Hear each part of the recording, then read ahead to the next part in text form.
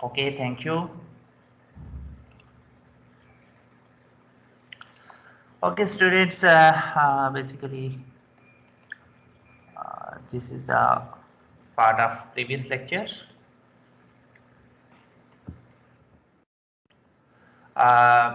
Boundary layer concept basically जैसे हम लोगों ने डिस्कस किया है अपने प्रीवियस लेक्चर में कि बेसिकली एक हमारे पास पूरी प्रोफाइल बनती है जिसे हम बाउंड्री लेयर कहते हैं। जैसे ये एक हमारे पास फ्लैट प्लेट थी और उस पर हम लोगों ने देखा कि ये बाउंड्री लेयर बन रही है। ये इस बाउंड्री लेयर थिकनेस है बेसिकली, डेल्टा से जिसको रिप्रेजेंट किया। तो दो तरह की प्रोफाइल्स बन रही हैं। हमने पीछे भी ऑब्जर्व किया कि one is the velocity boundary layer and one is the temperature boundary layer. क्योंकि फ्लूइड जब भी किसी सरफेस से पास हो रहा है तो वहां पे आपके पास दोनों चीजें हैं, वेलोसिटी भी चेंज हो रही है और टेम्परेचर भी चेंज हो रही है। ठीक है, टेम्परेचर भी with the passage of time rise हो रहा है और वेलोसिटी भी राइज हो रही है, और एक स्टेज आती है कि आपके पास जो टेम्परेचर ग्रेडियंट है फ्लूइड और जो हीटिंग सरफेस है उनके इन बिटवीन वो कांस्टेंट हो जाता है, और एक पॉइंट है जहाँ पे आपके पास जो वेलोसिटी जो है वो अपनी एक मैक्सिमम जो पोजीशन है अटेन कर लेती है। So the concept of boundary layer was first introduced by L. Prondelt, जो हम Prondelt नंबर को भी स्टडी करते हैं 1904। ये आपका MCQs क्वेश्चन भी बन सकता है। When fluid, viscous fluid flows over a stationary solid boundary, a layer of fluid comes in contact with the boundary surface. The layer adheres to the boundary of the surface and there is no slip. Mean के वो बिल्कुल उसके साथ adjacent होती है, जिसको हम लोग stagnant layer भी कहते हैं, but there is a slip between the layers of the fluid. Retardation occurs in the layer, slip होती है, मतलब जो you know that कि जो different fluid layers है उनके दरमियान एक क्या है, फोर्स ऑफ फ्रिक्शन, जिसकी वजह से क्या हो रहा है वहाँ पे वो मूव कर रही है over the surface of another layer, और उसकी वजह से जो फ्रिक्शनल फोर्सेस होती हैं वो अगर हम लोग जो सरफेस के ऑब्जेक्ट की जो जहाँ से हीट ट्रांसफर हो रही है उसकी तरफ मूव करते जाएं तो ये फ्रिक्शन बढ़ती जाती है, और जितना उससे दूर जाते जाएंगे ये फ्रिक्शन कम होती जाएगी। ये जैसे हीटिंग प्लेट है ना, यहाँ पे सर फ्रिक्शन सबसे ज़्यादा होगी, जो जैसे दूर जाते जाएंगे फ्रिक्शनल फोर्सेस कम होती जाएंगी, जैसे जैसे फ्रिक्शनल फोर्सेस कम होती जाएंगी आपके पास वेलोसिटी इंक्रीज होगी। तो चूंकि यहाँ पे फ्रिक्शन सबसे ज़्यादा होती है, इसलिए यहाँ पे जो है वो वेलोसिटी सबसे कम होती है। This increases the velocity near the boundary region from zero and approaches the velocity of the main stream. The layer adjacent to the boundary is known as boundary layer. If there is a relative motion between the boundary and the flow, then the boundary layer is formed. Okay. Due to this, fluid enters a shear stress on the boundary, and the boundary exerts equal and opposite force on the fluid known as shear resistance. तो you know that कि जब fluid पे force लगाएगा तो उसके against एक resistance होगी, और because there is a change in the velocity profile तो इसको हम लोग फिर shear स्ट्रेस कहते हैं। Tau naught is equal to mu partial u over partial y at y is equal to 0। ये बेसिकली आपके पास म्यू क्या है, उसकी विस्कोसिटी है। पार्शियल यू जो है वो आपके पास उसकी एक्स डायरेक्शन में वेलोसिटी है, और ये उसका वाई कंपोनेंट है कि वाई डायरेक्शन में जो चेंज हो रहा है। You is the velocity in x direction, और विद रेस्पेक्ट टू हम वाई लेते हैं तो ये बेसिकली वाई कंपोनेंट आ जाएगा इस डायरेक्शन में उसका। तो हम लोग जो चूंकि हॉरिजेंटल डायरेक्शन में मूवमेंट हो रही है फिर उसका वाई कंपोनेंट लेके कि वाई डायरेक्शन में क्या चेंजेस आ रही है। अगर वर्टिकल प्लेट होगी तो फिर उसके केस में हम एक्स डायरेक्शन में। Development of a boundary layer on a flat plate. अब आप देख रहे हैं कि ये आपके पास बेसिकली एक फ्लैट प्लेट है और एक्स डायरेक्शन में फ्लूइड मूव कर रहा है, तो फ्लूइड यहाँ से एंटर हो रहा है। आप ये देखेंगे ये सारे जो एरोस के ना इनकी जो लेंथ है वो सेम है, यहाँ पे सबकी वेलोसिटी सेम, ठीक है। at this state. फिर when it moves over the surface of the plate, तो उसका क्या इफेक्ट होगा कि ये वेलोसिटी जो है सरफेस के साथ जीरो होगी, मिनिमम लेवल पे होगी, ऑलमोस्ट जीरो। देन जैसे जैसे हम इसे अवे मूव करते जाएंगे तो फ्रिक्शनल फोर्सेस कम होती जाएंगी और ये जो है वो आपके पास जो बाउंड्री लेयर थिकनेस है ये बढ़ना शुरू हो जाएगी। And when we attain 0.99 into u, यानी 99% हम जब इनिशियल वेलोसिटी का अटेन कर लेते हैं तो हम कहते हैं कि ये इसने मैक्सिमम वैल्यू अटेन कर दी। ठीक है, it is almost equal to this velocity. यहाँ पे जैसे ये फ्लूइड इधर एंटर होता है यहाँ पे इसकी वेलोसिटी जीरो हो जाती है, जैसे जैसे ये इस पे मूव करता जाता है इसकी वेलोसिटी दोबारा राइज होना शुरू कर देती है और ऑलमोस्ट इनिशियल वेलोसिटी को अचीव कर लेता है। ये यहाँ से यहाँ तक जो थिकनेस है इसको हम बाउंड्री लेयर थिकनेस कहते हैं। This is the point when the fluid is fully developed. ये लेमिनार रीजन है यहाँ से यहाँ तक। ठीक है, जिस रीजन में ये पूरी प्रोफाइल जो है डेवलप हुई है और ये आपके पास जो है you can see that in this manner it is going on and it is a parabolic profile। ठीक है, ये बेसिकली अगर आप लोग देखें ना तो ये इस तरह से अगर मैं एक चैनल ले लूँ ना, फ्लो चैनल, तो फ्लूइड जब फ्लो कर रहा होता है ना तो इसकी प्रोफाइल इस तरह से ये आस्ता आस्ता जो है ना वो इंक्रीज होना शुरू होती है। ठीक है, इस तरह से, तो ये एक पैराबोलिक प्रोफाइल बनी। ठीक है, और इस पॉइंट के ऊपर ये इसकी वेलोसिटी मैक्सिमम हो गई है। तो यहाँ पे आपके पास क्या है कि हम कहते हैं कि ये फ्लो है फुल डेवलप हो। ठीक है, अब ये जो रीजन के ये वाला रीजन इसमें ये आपके पास ट्रांजिशनल फ्लो है जहाँ पे ना तो वो लेमिनार रीजन में है ना टर्बुलेंट रीजन में है। और देन उसके बाद ये जो है अगर हम वेलोसिटी को मजीद इंक्रीज कर रहे हैं तो ये जो है वो आपके पास टर्बुलेंट रीजन में चला जाता है फ्रॉम हियर टू हियर। और आपके पास ये जो रीजन है ना कि जब वेलोसिटी आपके पास इनिशियल वेलोसिटी का 99 टाइम्स हो जाती है, ये 99% है और यहाँ पे ये 99 टाइम्स हो गई। ठीक हो गया, तो ये आपके पास टर्बुलेंट रीजन। इस रीजन में ये जहाँ पे ये इसके साथ साथ होता है बेसिकली जहाँ पे ये इस प्लेट के बिल्कुल करीब है, यहाँ पे ये रीजन जो है ना इस रीजन में ऑलमोस्ट ही हमेशा जो है वो लेमिनार रीजन में ही रहता है। ठीक है, यहाँ पे वेलोसिटी जो कि मिनिमम होती है इसको हम ट्रेलिंग एज भी कहते हैं, जहाँ पे ये बेसिकली एंड अप होता है। ठीक हो गया, तो ये बेसिकली लेमिनार रीजन में जो बाउंड्री लेयर थिकनेस है वो कुछ और होगी और ट्रांजिशनल रीजन में कुछ और है और टर्बुलेंट रीजन में कुछ और होगी। ठीक है, इनिशियल वेलोसिटी इसकी u है। 0.99 टाइम्स परसेंट जब ये अचीव कर लेती है तो it is in laminar region and flow is fully developed. और ये 99 टाइम्स तक इस रीजन में चली जाती है, it is fully turbulent region. और ये लेमिनार फ्लो के अंदर हीट ट्रांसफर रेट जो है वो कम होता है, टर्बुलेंट रीजन में बहुत ज्यादा होता है, ट्रांजिशनल रीजन में जो होता है ना वो इंटरमीडिएट स्टेट पे। ठीक है, आप लोगों ने अब ये करना है कि जल्दी से जो है ना क्विकली विद इन 3 मिनट्स इस फिगर को ड्रा करना है और ड्रा करके आपने मुझे पोस्ट भी करनी है ये figure and after that we will move to the next slide. तो इसको जरा जल्दी से जो है ना आप लोग अपने पास ड्रा कर लें। Your time starts now. और उसके बाद मुझे ये फिगर आपने पोस्ट भी करनी है। ये मैं सारी रिकॉर्ड कर रहा हूँ कौन कौन जो है ना ये साथ साथ काम कर रहा। ओके,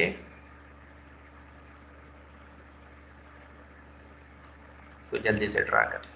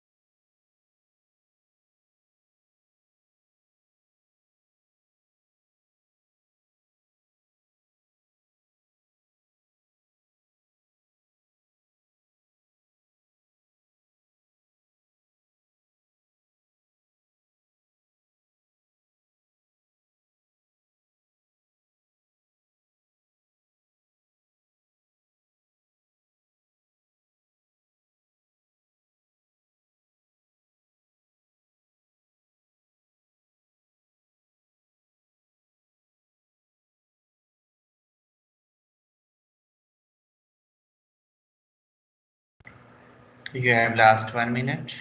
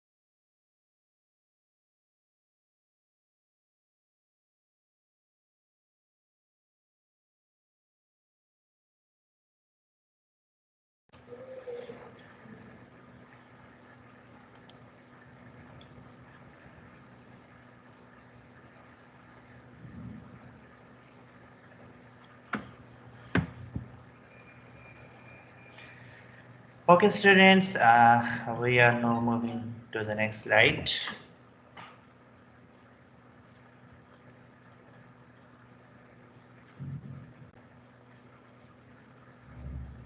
आप लोगों ने फिगर जो ड्रा की है उसको अपने पास रखना है and then we will discuss in the next slides. Consider a boundary layer formed on the flat plate kept parallel to the flow of fluid velocity. The edge facing the direction of flow is called leading edge. ये जो edge है ना इसको हम leading edge कहते हैं और इसको हम trailing edge कहते हैं. The boundary, the rear edge is called trailing edge जो end वाली है. The boundary layer near the leading edge is wholly laminar. Here the velocity distribution is parabolic. The thickness of the boundary layer increases with distance from the leading edge. Due to viscous boundary, an unstable state occurs and breaks into the turbulent boundary layer after transition. Right.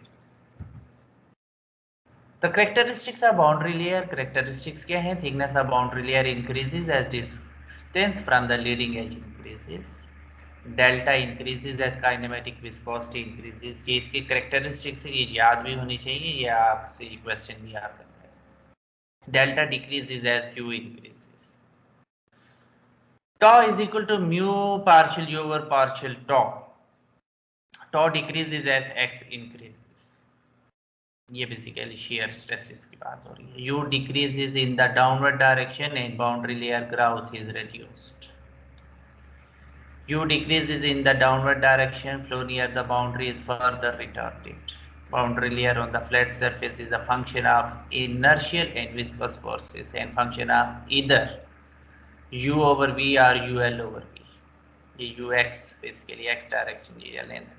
If Ux over V is less than 5 into 10 raised power 5, boundary layer is laminar. अब ये MCQs question बन सकता है. If Ux over V, ये आपके पास kinematic viscosity is greater than 5 into 10 raised power 5, boundary layer is turbulent. तो इस region में ये को laminar region में होगा और अगर इस region में चले जाते हैं तो turbulent region में होगा. Critical value of Ux over V depends on the turbulence, roughness, frictional forces, etc. Boundary layer thickness, it is defined as the distance measured perpendicular to the boundary by which the main stream, free stream is displaced due to the formation of boundary layer. Boundary layer thickness is defined as the distance from the boundary in which the velocity reaches 99% of the free stream velocity. ये जो मैंने आपसे कहा था कि जहाँ पे वो maximum velocity achieve कर लेता है, it is denoted by delta. This gives only an approximate value of delta. The commonly adopted definitions for boundary layer thickness are displacement thickness, momentum thickness and energy thickness. तो ये तीन तरह की जो है ना हम चीज़ें इसमें segregate करते हैं. Displacement thickness क्या है जिसे delta star से हम show करते हैं. It is defined as the distance measured perpendicular to the boundary by which the mainstream free stream is displaced due to formation of boundary layer. It is denoted by delta star. Momentum thickness is represented by theta. It is defined as the distance measured perpendicular to the boundary of the solid body by which the boundary should be displaced to compensate for reduction in momentum of the flowing fluid due to the formation of boundary layer. Refer to previous figure जो हम लोगों ने figure देखी है. Energy thickness delta E, it is defined as the distance measured perpendicular to the boundary by which the boundary should be displaced to compensate for the reduction in kinetic energy of the flowing fluid due to the formation of boundary layer. Internal flow क्या है? This section deals with the determination of friction factor, pressure drop, heat transfer coefficient and heat transfer rate for flow inside the circular tube for laminar flow. The flow inside the ducts of non-circular cross-section, concept of hydrodynamic, thermal entry length and turbulent flow are also discussed. तो ये पीछे जो हम लोगों ने cases किए उसमें ये था कि हमारे पास एक ओपन सिस्टम है और फ्लूइड जो है किसी फ्लैट प्लेट से मूव कर रहा है, वो हॉरिजॉन्टल भी हो सकती है, वर्टिकल भी हो सकती है। तो अब यहाँ पे हम देखेंगे कि अगर किसी ट्यूब के अंदर, पाइप के अंदर फ्लूइड फ्लो कर रहा है तो उस केस में फिर जो है ना हम बाकी पैरामीटर कैसे कैलकुलेट करते हैं। Flow inside a circular tube. The type of flow depends upon the Reynolds number. R is equal to UMD over V. UM mean velocity of flow, D inside diameter of tube and V is the kinematic viscosity of the fluid. Laminar flow in circular tube 2300 तक है और more than 2300 है तो turbulent होता है, लेकिन ये basically 2300 से 28 तक हम इसको ट्रांजिशनल कंसिडर करते हैं और उससे ऊपर जो है वो टर्बुलेंट है। तो ये आपके पास कोरिलेशन यूज होगा basically R e Reynolds number is equal to u m is the mean velocity, d is the diameter of the tube and this is the kinematic viscosity. Sometimes यहाँ में हम dynamic viscosity को भी ले लेते हैं। The friction factor, अब देखिए किसी भी पाइप के अंदर, ट्यूब के अंदर अगर फ्लूइड फ्लो कर रहा है तो वो जो पाइप या ट्यूब की सरफेस है वहाँ पे फ्रिक्शनल फोर्सेस हैं, उसकी वजह से जो है ना फ्लूइड की वेलोसिटी में डिटॉर्शन होगी, रिड्यूस हो जाएगी, प्रेशर ड्रॉप होगा। तो उसको कैलकुलेट करने के लिए हमारे पास जो कोरिलेशन है F is equal to 64 mu over rho UMD, या इसको हम सिंप्लीफाई करके 64 ओवर रेनॉल्ड्स नंबर के फॉर्म में भी रिप्रेजेंट कर लेते हैं। प्रेशर ड्रॉप क्या होगा? P1 माइनस P2, मतलब ये एक ट्यूब है ना, तो यहाँ पे जो है वो अगर आपका सेक्शन 1 है, यहाँ पे सेक्शन 2 है, तो सेक्शन 1 और 2 के इन बिटवीन जो प्रेशर ड्रॉप हो रहा है और उसके लिए correlation F is the friction factor, L is the length, T is the diameter, UM square is the mean velocity and 2 is force average length. ठीक है। पंपिंग पावर रिक्वायर्ड, अब ये पंपिंग पावर जो है ना बेसिकली फ्लूइड को flow करवाने के लिए जाहिर सी बात है फोर्स कन्वेक्शन अगर हो रही है तो आपको कोई पंप वगैरह कोई चीज़ चाहिए होगी, अगर एयर है तो आपको कंप्रेसर चाहिए, फैन चाहिए, अगर लिक्विड है तो आपको पंप चाहिए। तो इस दोनों के लिए जो है ना जेनेरिक टर्म जो यूज होती है वो पंपिंग पावर होती है, that is V into delta T. V क्या है? वॉल्यूम फ्लो रेट है इन मीटर क्यूब पर सेकेंड, और डेल्टा P जो है वो प्रेशर ड्रॉप है। और नुसेल्ट नंबर के लिए आपके पास जेनेरिक कोरिलेशन वही है और इस कोरिलेशन का नॉर्मली हम एच की वैल्यू निकालने के लिए यूज करते हैं। और जो नुसेल्ट नंबर है वो कैसे कैलकुलेट करेंगे? H is equal to 48 over 11 K over T। ये हमारे पास H के लिए जो है ना fast flow into a tube, ये कोरिलेशन के बाद। तो नुसेल्ट नंबर क्या है आपके पास? 48 ओवर 11। इन दोनों का जो है ना आप लोग क्या ले लें, ये अगर आप लोग जो है ना H की वैल्यू पुट करेंगे इसको रिलेशन में तो नुसेल्ट नंबर 4.36 आ जाएगा। अच्छा, ये जो है ना कांस्टेंट वैल्यू है for laminar flow with in a tube. ठीक है। तो आइडियली ये जो है ना 4.36 के इक्विवेलेंट होता है नुसेल्ट नंबर किसी भी जो है वो सर्कुलर ट्यूब के अंदर, इसकी एक फिक्स्ड वैल्यू होती है। ठीक है। लेकिन जो रियल प्रैक्टिस में ये वैल्यू वेरी करती रहती है, और ये जैसे ट्यूब है ना, तो ट्यूब के अंदर भी डिस्टेंस के साथ भी ये वेरी करती है। मतलब ये ट्यूब है तो यहाँ से फ्लूइड फ्लो कर रहा है तो यहाँ पे नुसेल्ट नंबर कुछ और होगा, यहाँ पे कुछ और होगा, यहाँ पे कुछ और होगा, यहाँ पे कुछ और होगा। तो नॉर्मली फिर हम लोग जो है ना एवरेज ले लेते हैं। तो वह अगर 4.36 के अराउंड है तो it is in acceptable range, plus minus 15% deviate कर रहा हो ना अगर 4.36 से, तो हम उसे एक्सेप्ट करते हैं। Flow inside ducts of non circular cross section, अगर ऐसी डक्ट है जिसका क्रॉस सेक्शन जो है वो सर्कुलर नहीं है, वो रेक्टेंगुलर है, स्क्वायर है, या ट्रेपेजोइडल है, या ट्रायंगुलर है, तो उस केस में हमारे पास फिर हम इक्विवेलेंट जो है ना उसका डायामीटर निकालते हैं। और ये किसके इक्वल होता है, इसे हम लोग नॉर्मली जो है ना हाइड्रोलिक डायामीटर भी कहते हैं, 4AC/P।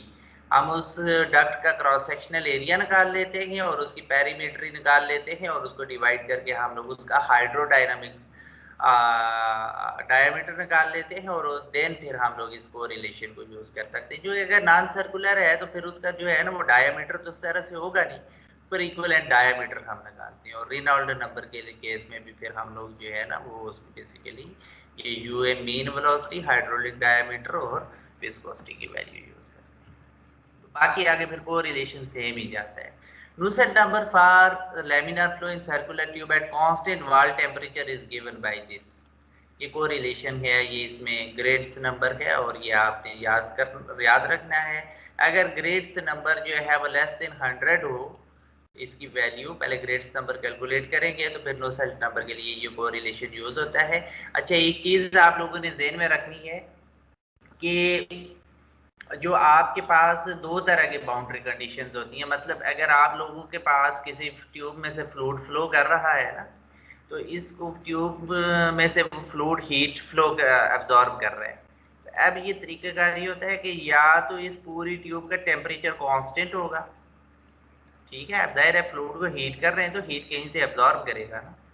तो अगर तो पूरी ट्यूब की सरफेस का टेम्परेचर कांस्टेंट है, हमने कोई ऐसा मैकेनिज्म यूज किया हुआ है, किसी ऐसे फ्लूइड में ट्यूब को डिप किया हुआ है जिसका टेम्परेचर कांस्टेंट है, और फिर वो और जो इनसाइड फ्लूइड है वो यूनिफॉर्मली हीट हो रहा है, तो इसको हम कहते हैं constant wall temperature condition. Sometimes हम लोग कोई जो है ना वो ऐसा इलेक्ट्रिकल मैकेनिज्म यूज कर लेते हैं जिससे जो है ना हम ट्यूब को हीट अप करते हैं, तो उसे फिर हम constant heat flux boundary condition कहते हैं। फॉर एग्जाम्पल, अगर मेरे पास एक डीसी बैटरी सप्लाई है, पावर सप्लाई है, उसको मैं दोनों साइडों पे ऐड इधर लगा देता हूँ, पॉजिटिव और नेगेटिव पोल इस ट्यूब के अगेंस्ट, तो उससे क्या होगा, रेजिस्टिव हीटिंग होगी। ये हमारे पास सेटअप मौजूद भी है कि आप लोग जब ऑन कैंपस परफॉर्मेंस करेंगे लैब्स की तो मैं आपको दिखाऊंगा भी कि रेजिस्टिव हीटिंग कैसे करते हैं। जब बिल्कुल ऐसे ही है कि जैसे एक तार में से जब करंट फ्लो कर रहा होता है तो वो हीट अप होना शुरू हो जाती है, तो ट्यूब को भी हम इसी तरह बेसिकली शॉर्ट सर्किटिंग करके हीट अप करते हैं, तो वो जो फ्लूइड फ्लो कर रहा होता है वो उसमें से हीट को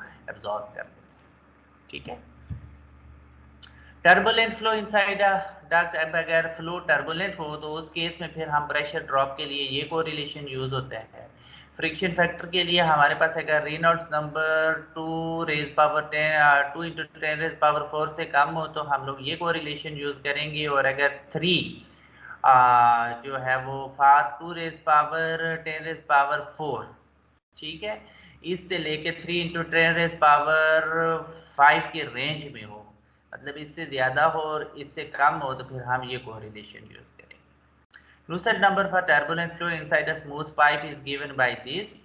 ये उसके लिए एक जेनेरिक कोरिलेशन है in form of Reynold number and Prandtl number, और उसके लिए रेनॉल्ड नंबर और प्रोंडेल्ट नंबर की रेंज दी हुई है कि किस रेंज में होगा, और L/D जो रेशो भी दी हुई है लेंथ और डायामीटर की, तो उस सूरत में ये रिलेशन यूज करेंगे। तो जब भी कन्वेक्शन का जो है ना हम ये करेंगे तो चूंकि कन्वेक्शन में जो है ना फ्लो कंडीशंस चेंज हो रही होती हैं, फ्लो बिहेवियर चेंज हो रहा होता है, कभी वो लेमिनार है, ट्रांजिशनल है, टर्बुलेंट है, तो फिर उसके लिए डिफरेंट रीजन्स के अंदर को रिलेशंस भी डिफरेंट यूज होते हैं। तो ये सबसे पहले ये फाइंड करना ज़रूरी होता है कि फ्लूइड आपका है, उसके मुताबिक को रिलेशन सेलेक्ट करके यूज करेंगे।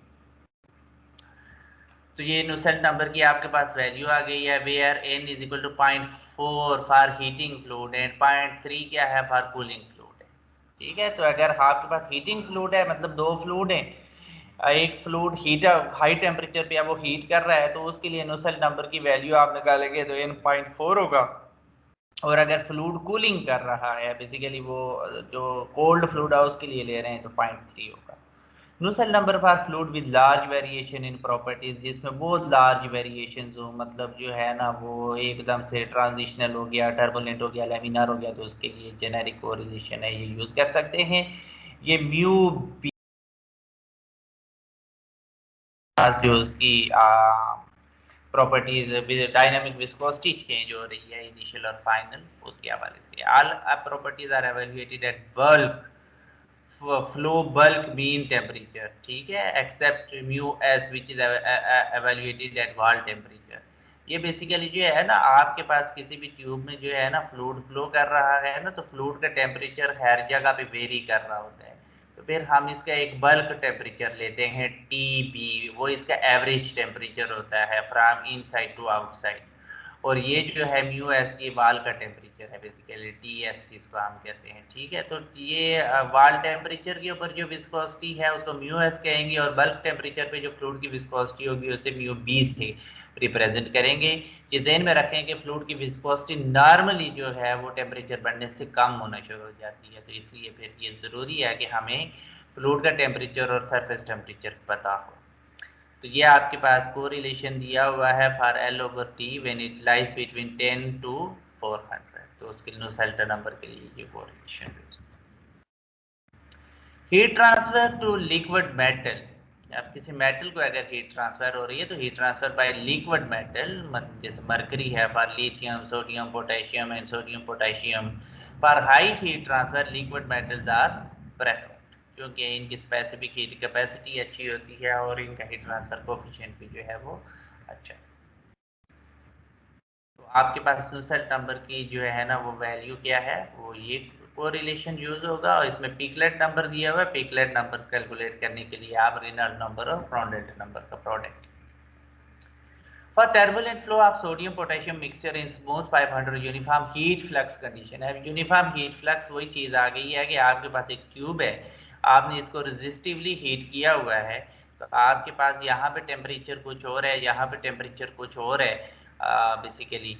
तो आप लोगों ने इसको एक बैटरी के साथ कनेक्ट कर लिया है पॉजिटिव और नेगेटिव टर्मिनल पे, और इसको सेम जो है ना पावर दे दी है, मतलब 10 वाट पावर दे दी है। अब टेम्परेचर जो है ना कंटिन्यूसली वेरी कर रहा होगा इधर ट्यूब की सरफेस के अक्रॉस, लेकिन हीट फ्लक्स क्या है वो कांस्टेंट है। जो कांस्टेंट वाल टेम्परेचर होता है ना उसमें हीट फ्लक्स वेरी कर रहा होता है, लेकिन आपकी वाल का टेम्परेचर सेम है। तो उस केस में ये नुसेल्ट नंबर की वैल्यू आपको गिवन है, और इसके लिए रेनॉल्ड नंबर की रेंज दी हुई है कि कब जो है ना रेनॉल्ड नंबर अगर इस रेंज में होगा तो ये कोरिलेशन यूज़ करेंगे, ठीक है। और फिर पीकलेट नंबर की और एलओटी की वैल्यू दी हुई है अंडर कांस्टेंट वाल कंडीशन। अब ये मैंने आपको बता दिया कि अगर टेम्परेचर पूरे का पूरा कांस्टेंट, तो कांस्टेंट हीट फ्लक्स कंडीशन में ये ट्यूब के अक्रॉस जो है वो टेम्परेचर वेरी कर रहा होगा, और कांस्टेंट वाल टेम्परेचर में ये जो टेम्परेचर होगा कांस्टेंट होगा। उस केस में हमारे पास ये correlation turbulent flow. Example as 6.1 determine the friction factor and the pressure drop for fully developed laminar flow at 40 degrees centigrade through a 50 centimeter diameter and 60 meter long tube at the rate of 0.15 kg per second. Length of tube 60 metre है, diameter of tube 50 into 10 raised power minus 2 है, properties at 40 degree centigrade के kinematic viscosity दी हुई है और रो की value दी हुई है, ठीक है। ये पैरामीटर्स आपको गिवन है, फ्रिक्शन फैक्टर और प्रेशर ड्रॉप निकालना है। अब ये आपके पास जो है वो एक ट्यूब है, तो ट्यूब वाले कोरिलेशन यूज होंगे। सबसे पहले हमें पता होना चाहिए कि फ्लो की कंडीशंस क्या है, टर्बुलेंट है, लेमिनार है, कौन सा है। फुली डेवलप्ड है, यानी कि फुली डेवलप्ड और अंडर डेवलप्ड का भी मैंने बता दिया, या डेवलपिंग फ्लो का, कि जब फ्लूइड की वेलोसिटी कांस्टेंट नहीं हुई होती, अभी वो डेवलप हो रही होती है, मतलब ये ट्यूब है तो ट्यूब के अंदर जो है ना फ्लूइड कुछ रीजन में अभी इसकी वेलोसिटी कांस्टेंट नहीं हुई है, तो इस रीजन तक जो है ना इसकी वेलोसिटी प्रोफाइल डेवलप हो जाती है, तो इसको डेवलपिंग रीजन कहते हैं। इसके बाद जो है ना जब इसकी वेलोसिटी प्रोफाइल में कोई चेंज नहीं आता है उसको हम फुल डेवलप्ड फ्लो कहते हैं। तो फ्रिक्शन फैक्टर का कोरिलेशन दिया हुआ है, डेल्टा पी का कोरिलेशन दिया हुआ है, इसमें आपको यूएम की वैल्यू चाहिए, रेनॉल्ड नंबर की वैल्यू चाहिए। तो यूएम मीन वेलोसिटी के लिए m over rho into v, ये पाई बाई 4 डी स्क्वायर का कोरिलेशन लगाएं, सारी चीज़ें गिवन है, आपके पास वेलोसिटी आ गई है। वेलोसिटी आ गई है तो रेनॉल्ड नंबर निकाल लेंगे, तो अब रेनॉल्ड नंबर आ गया है तो फ्रिक्शन फैक्टर निकल आएगा। फ्रिक्शन फैक्टर निकल आया है तो फ्रिक्शन फैक्टर क्या है, डेंसिटी है, एल ओवर डी की वैल्यू है, यूएम है, तो आपके पास डेल्टा पी की वैल्यू निकल आएगी। तो this is very simple question. Next है determine the friction factor and pressure drop are fully developed laminar flow. अब ये उसने बता दिया कि फुली डेवलप्ड लैमिनार फ्लो है at 25 degree centigrade through a 3 centimeter diameter and 100 meter long tube at a rate of 0.015 kg per second. What are the mean and maximum velocity of flow inside the tube? Temperature 25 degree centigrade है, dia दिया हुआ है, length दी हुई है और flow rate दिया हुआ है, friction factor delta P, mean velocity और मैक्सिमम वेलोसिटी निकालनी है। Maximum velocity you know that कि वो जो उसका मीडियम पॉइंट है जहाँ पे वो 0.99% ऑफ इनिशियल वेलोसिटी अचीव कर लेता है, हम उसे जो है ना वहाँ पे मैक्सिमम वेलोसिटी कहते हैं। तो ये रो की वैल्यू दी हुई है 25 डिग्री पे, वाटर की वैल्यू ये आप टेबल से देख सकते हैं, ये आप काइनेमेटिक विस्कोसिटी की वैल्यू देख सकते हैं। तो यूएम की वैल्यू आप लोग कैलकुलेट कर लेंगे m over rho pi by 4 t square. So in this manner, putting all this value in this equation, we will get this one. Okay. So from here friction factor आपके पास आ जाएगा। Friction factor आप लोगों ने calculate करना है, आप उसके लिए सिंपल ये कोरिलेशन यूज कर लेंगे। Clear? Just hold a second please.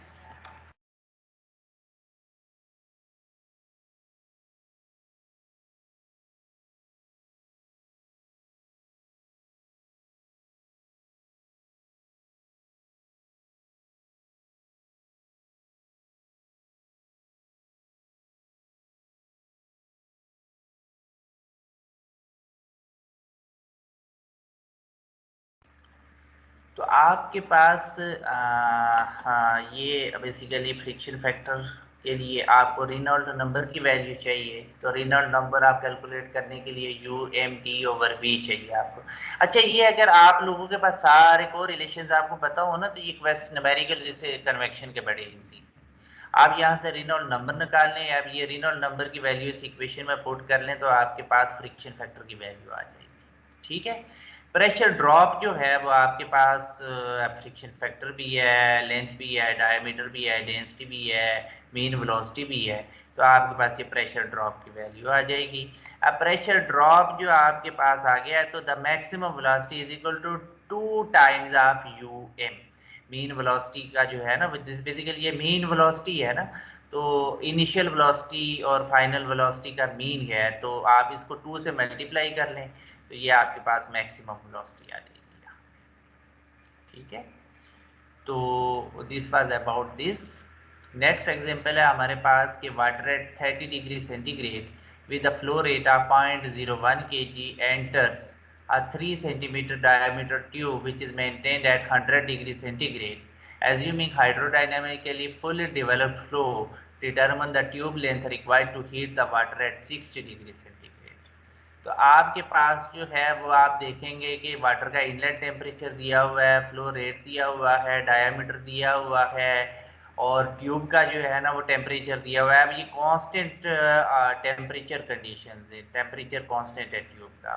हाइड्रोडायनेमिकली fully developed flow है, तो हमने ट्यूब की लेंथ फाइंड करनी है कि कितनी लेंथ रखें ताकि जो है ना वो 30 से जो है ना 60 डिग्री तक वाटर का टेम्परेचर लेके जा सके।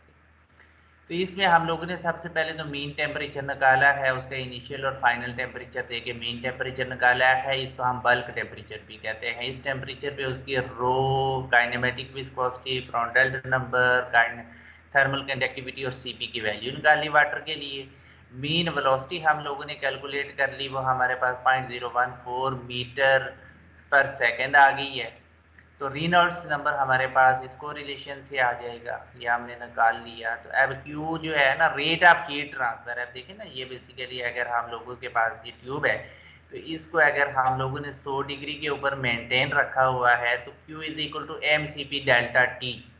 हम लोग जो है वो देखेंगे कि यहाँ से जो ही फ्लूइड एंटर हो रहा है वो 30 डिग्री पे अगर एंटर हो रहा है और यहाँ से जो है वो 60 डिग्री पे निकल रहा है, तो इसे हीट कितनी एब्जॉर्ब की। ट्यूब का टेम्परेचर 100 डिग्री है और फ्लूइड का इनलेट टेम्परेचर जो है वो 30 है और ये 60 है। ये तो 100 कांस्टेंट है ना, तो अब 30 से 60 तक जाने में कितनी हीट एब्जॉर्ब की है, वो हमारे पास 1253.8 वाट आ गई। तो आप अब यहाँ पे चूंकि ये हीट एक्सचेंजर है एक किस्म का, तो यहाँ पे हम लॉग मीन टेम्परेचर डिफरेंस निकाल लेंगे, delta T I minus delta T not over natural log of delta T I over delta T not. तो ये ट्यूब का टेम्परेचर आ गया 100 माइनस 30 इनलेट के ऊपर और ये 100 माइनस 60 आउटलेट के ऊपर। तो ये आपके पास जो लॉग मीन टेम्परेचर डिफरेंस है ये 53.61 डिग्री सेंटीग्रेड आ गया। The mean Nusselt number for hydrodynamically developed flow, Nusselt number HD over K is equal to 3.657। ये भी एक कांस्टेंट वैल्यू है हाइड्रोडायनेमिकली फुली डेवलप्ड फ्लो के लिए, जिस तरह 4.36 हमारे पास वैल्यू थी, ये एक और रिलेशन है।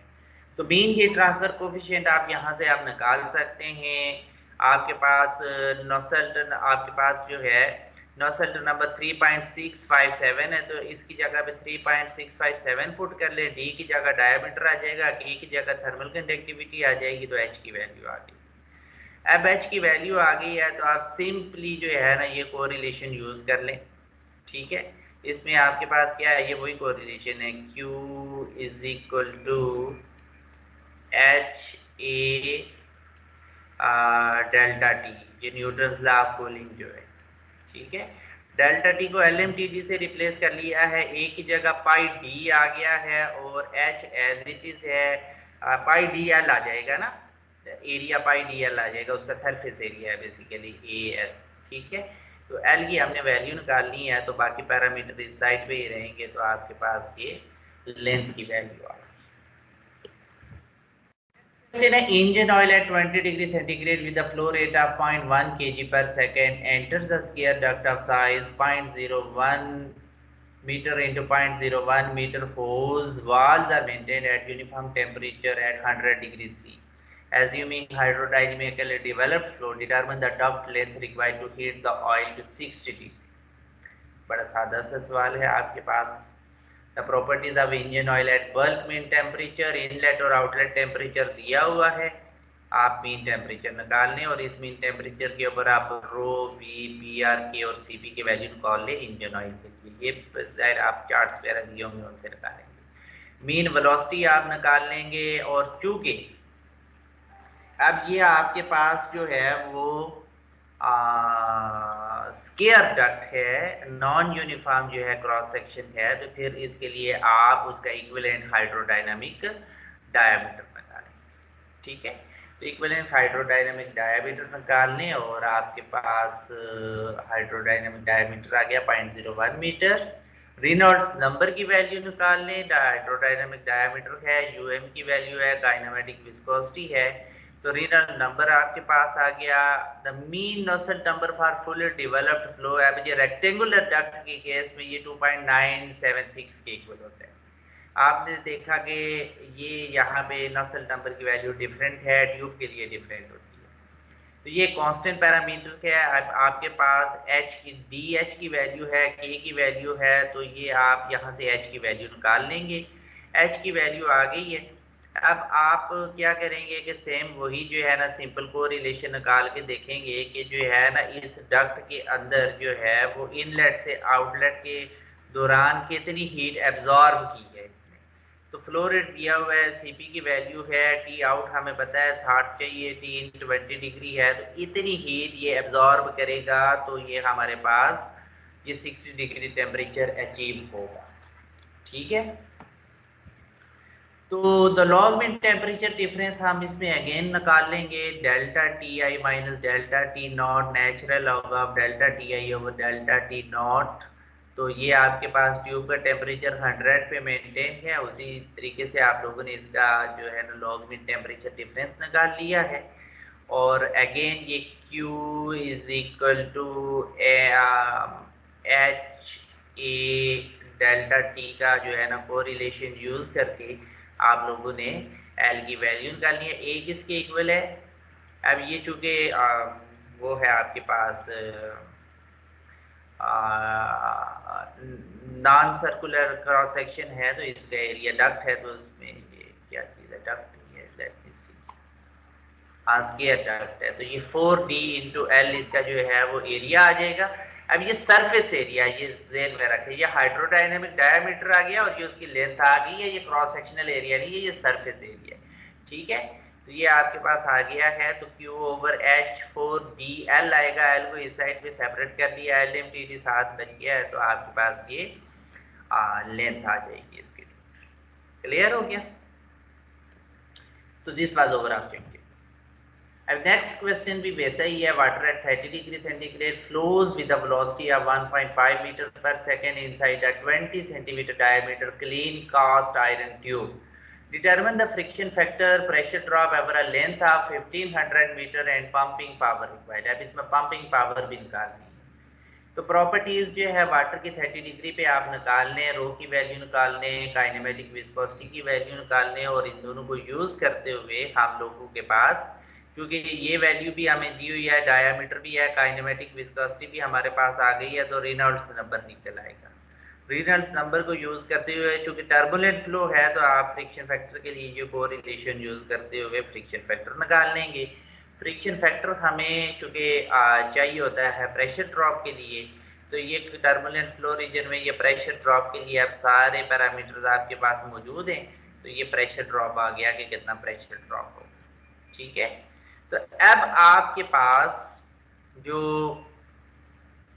pumping power है that is equal to flow rate V into delta P या Q into delta P कहते हैं। तो Q किसके इक्वल है आपके पास, that is equal to area into velocity, और डेल्टा P साथ आ गया है। एरिया आपके पास पाई बाई 4 इंटू आपके पास 0.2 जो उसके जो है ना वो वैल्यू दी हुई है, और साथ में जो है ना 1.5 जो है उसकी वेलोसिटी है। डेल्टा पी हमें ये अभी कैलकुलेट कर लिया है, तो ये आपके पास पंपिंग पावर आ गई। इतनी पंपिंग पावर हमें चाहिए उस फ्लूइड को फ्लो करवाने के लिए within a chip. Clear?